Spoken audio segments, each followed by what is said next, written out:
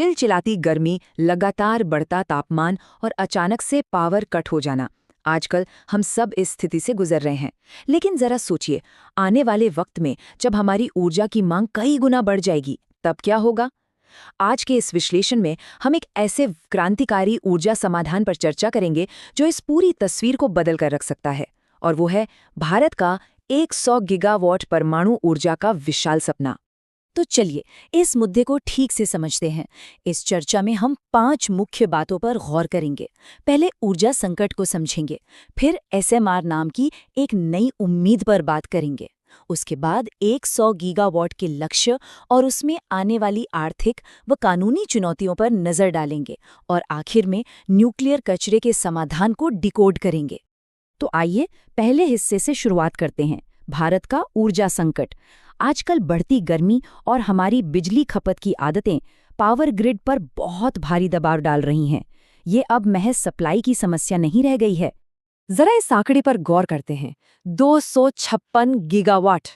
पिछले अप्रैल की एक भयानक हीट वेव के दौरान भारत में बिजली की पीक डिमांड इस नए रिकॉर्ड तक पहुंच गई थी। और सबसे हैरान करने वाली बात यह है कि अब घरों में इस्तेमाल होने वाली कुल बिजली का करीब 40% हिस्सा सिर्फ कूलिंग डिवाइस यानी एसी और कूलर चलाने में खर्च हो रहा है।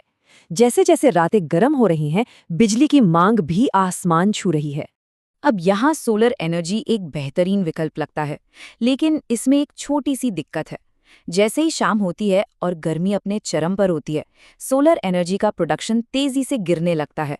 ऐसे वक्त में ग्रिड को एक स्टेबल बेसलोड पावर की बहुत ज़रूरत होती है, जो बिना रुके लगातार बिजली दे सके। पुराने तरीकों की बात करें तो इसका मतलब था सेनमैन न्यूक्लियर स्टेशन जैसे विशाल रिएक्टर बनाना, जिन्हें पूरा होने में ही बरसों का लंबा वक्त लग जाता है। और यहीं पर आती है एक ऐसी आधुनिक तकनीक जो एक नया रास्ता दिखाती है। बढ़ते हैं दूसरे हिस्से की तरफ, एसएमआर यानी एक नई उम्मीद। इन विशालकाय पावर प्लांट्स की जगह अब स्मॉल मॉड्यूलर रिएक्टर्स, जिन्हें हम एसएमआर कहते हैं, एक लचीले और नए दौर के समाधान के रूप में उभर रहे हैं। इन दोनों का फर्क समझना बड़ा दिलचस्प है। एक पारंपरिक रिएक्टर बनाना समझिए एक बहुत बड़ी कस्टम हवेली बनाने जैसा है। हर चीज उसी जगह पर बनेगी, शुरुआत में ही बेहिसाब पैसा लगेगा और जगह भी बहुत चाहिए। इसके बिल्कुल उलट एसएमआरएस किसी फैक्ट्री की असेंबली लाइन पर गाड़ियां बनाने जैसा है।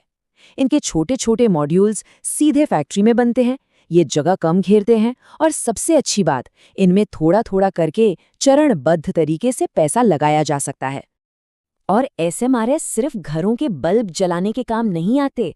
छोटे आकार की वजह से इनका इस्तेमाल भारी उद्योगों, ऊर्जा की भूखी डेटा सेंटर्स, समुद्री पानी को पीने लायक बनाने वाले डिसैलिनेशन प्लांट्स और ग्रीन हाइड्रोजन बनाने में सीधे तौर पर किया जा सकता है। यहाँ तक कि उन दूर दराज इलाकों में जहाँ मेन ग्रिड नहीं पहुँच सकता, वहाँ भी ये क्लीन एनर्जी का एक बहुत मजबूत जरिया बन सकते हैं। तो अब भारत की राष्ट्रीय रणनीति की तरफ आते हैं। तीसरा हिस्सा, 100 GW का महत्वाकांक्षी लक्ष्य। ये साल 2047 के विकसित भारत विजन और कार्बन इमिशन को शून्य करने की अंतर्राष्ट्रीय प्रतिबद्धताओं को पूरा करने का एक बेहद अग्रेसिव रोड मैप है। ये आंकड़े पूरी कहानी बयां कर देते हैं कि असली चुनौती कितनी बड़ी है। आज की तारीख में भारत की न्यूक्लियर एनर्जी कैपेसिटी सिर्फ 8.8 गीगावाट है। उम्मीद है कि 2032 तक ये बढ़कर 22 गीगावाट हो जाएगी, लेकिन 2047 तक 100 गीगावाट के उस लक्ष्य को छूने के लिए हमें अपनी आज की क्षमता में लगभग 12 गुना की भारी छलांग लगानी होगी। ये वाकई एक बहुत बड़ा कदम है। वैसे इस विशाल विस्तार की दिशा में भारत अकेला नहीं चल रहा है। हाल ही में हुआ IAEA न्यूक्लियर एनर्जी समिट इस बात का गवाह है कि पूरी दुनिया में परमाणु ऊर्जा को लेकर एक नई तेजी आई है। अंतर्राष्ट्रीय एजेंसियों का भी यही मानना है कि पेरिस एग्रीमेंट के क्लाइमेट गोल्स को हासिल करने के लिए दुनिया भर में न्यूक्लियर एनर्जी प्रोडक्शन को 2050 तक कम से कम दोगुना करना ही पड़ेगा। लेकिन हर बड़े सपने के सफर में कुछ मुश्किलें जरूर आती हैं। आइए चौथे हिस्से पर चर्चा करते हैं, चुनौतियां, जिसमें पैसा और नियम दोनों शामिल हैं। 100 गीगावाट का ये रास्ता कतई आसान नहीं है। इसमें कई पहाड़ जैसी बाधाएं हैं। टेरी की रिपोर्ट के मुताबिक हमारे सामने 3 सबसे बड़ी दीवारें हैं। पहली है पैसा।